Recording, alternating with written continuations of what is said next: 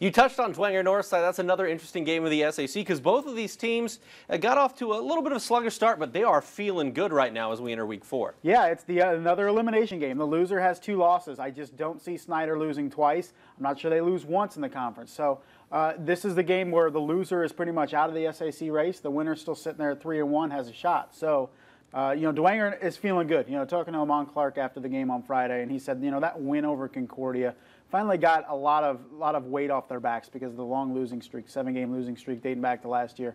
They're playing a little bit more loose. You could see it on Friday. Now have some confidence, and now Northside as well has some confidence beating a team like Carroll after kind of losing big to Homestead. They got to feel pretty good too. So it's a couple teams.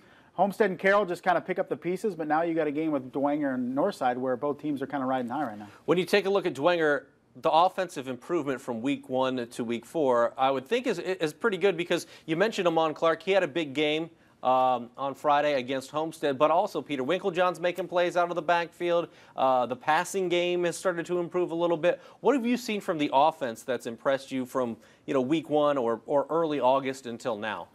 I think it's that offensive line. Amon Clark had a great game on Friday, and he made a lot of his own plays, but there were a lot of holes for him. And I think week 1 against Lures, we just didn't see those. I mean, he was just running into linemen once he got the ball, and he just had a little bit more space. And we've seen with Amon Clark, when you get him in space and he can make some moves, he's as dynamic as any player in the area. So giving him room to maneuver has been huge for them. And then, giving Blake Paccioni, if he can make a couple plays and loosen up those defense, that makes them even better offensively. What is it about Northside? Because Arian Nieves is the engineer that drives the offensive train that is the Redskins. Yeah, that kid has broken out. He is just as good a runner as he is. We've seen it, the game-winning play. He scrambles for 10 yards in the final seconds to beat Carroll. That kid can beat you with his legs. He can beat you with his arm.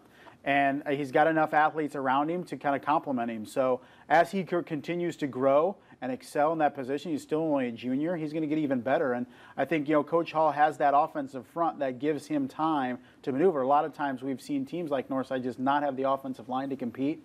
And they may have athletes, but they just don't have the time to kind of go through their reads, the quarterbacks. And, Nieves is able to do that. He can sit back, look at defenses, make plays, and if he has to, he can start scrambling and make plays with his legs as well. And we kind of wondered about the supporting cast coming in, but they're doing enough. They're playing well and improving every week to make this Northside offense really, really dangerous on a given night. Yeah, Logan Capps is solid. Montrell Moore, the running back, is solid. And David Johnson, too, the wide receiver, played every snap, offense and defense last Friday. Underrated kid, really solid player in that defensive secondary as well as wide receiver.